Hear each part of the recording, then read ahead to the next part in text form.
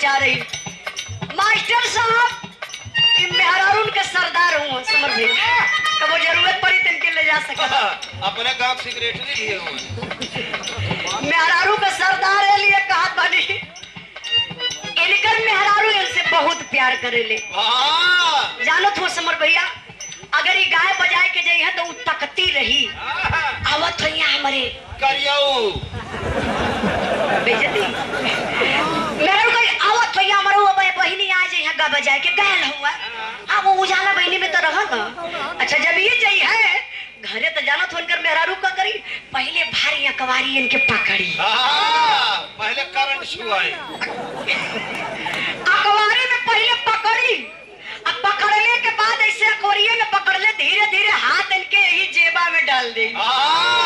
एक दिन बाद फटल जेबा वाला पहन चले आला। कुल बात ना बताओ जरे सबके पागल कहीं का बेइज्जती हो जाइए इनकर। अच्छा जानत है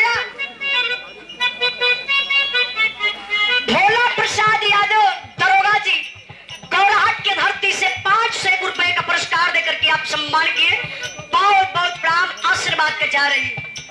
तब बताओ बने इनकर में हरारू अब ये जेबा में हाथ डाली डालने के बाद वही में कोई देखी हो कि गायब कैले हो वही में वो गिनने शुरू करेले।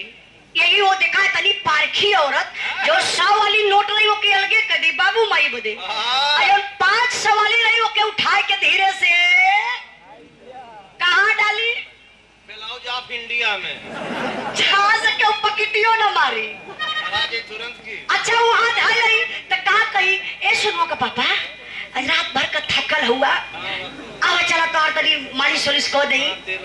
अच्छा तो भैया तेल गरमाई के रखले रही और तेल गरमाई के ले जाई तो पहले इनकर शर्ट खोली फिर पैंट खोली। अरे कुल बात ना बतावल जाले। हाँ शर्ट खोली बढ़िया से। अब शर्ट खोलने के बाद और अपन कल्पना आप लोग करी है कुल हम ही थोड़ा ना बताई। अब ले जाए के इनके पहिया से सुताई दी। अब सुतौले के बाद भैया एड़ी से कपारे ले तेल लगाई। हे मास्टर साहब का आज तेल ढाई लई आज जौने दिन ही पैसा ना लेके गए हो वही इनके बाबू के लगावे शुरू करी। गायन के बाबू के लगावे ले भाई 45,000 पेंशन पावे। अच्छा तई में हरारो बड़ी परेशान बा कहां